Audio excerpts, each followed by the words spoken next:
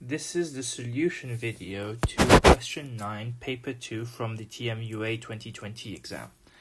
So in this question, we're told that Alex wants to evaluate the function f of x equals x times sine x, where x is in radians.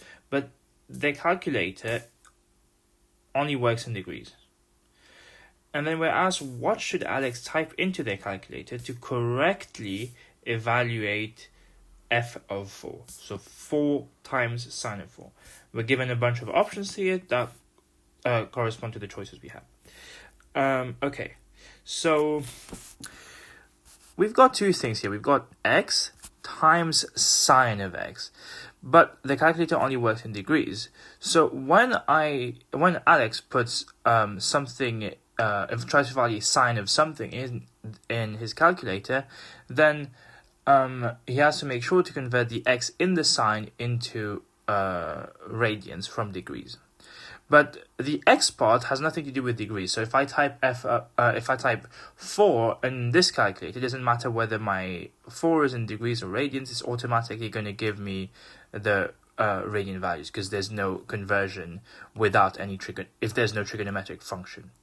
So what we want then is we want to only consider what happens when to only do the conversion when we're looking at sine of x.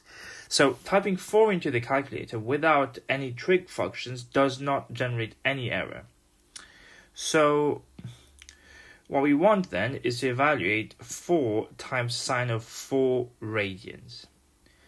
Now recall the definition of a radian. We have that pi radians is actually 180 degrees. So that means that 1 radian is 180 over pi degrees. So 4 radians is 4 times 180 divided by pi, just 4 times this number here. So if we want to evaluate f of 4, then we need to evaluate this. And since we know that the conversion of 4 radians into degrees now, we now know that what we want to evaluate is 4 times sine of 4 times 180, which is the top here, divided by pi. So that means the answer is F.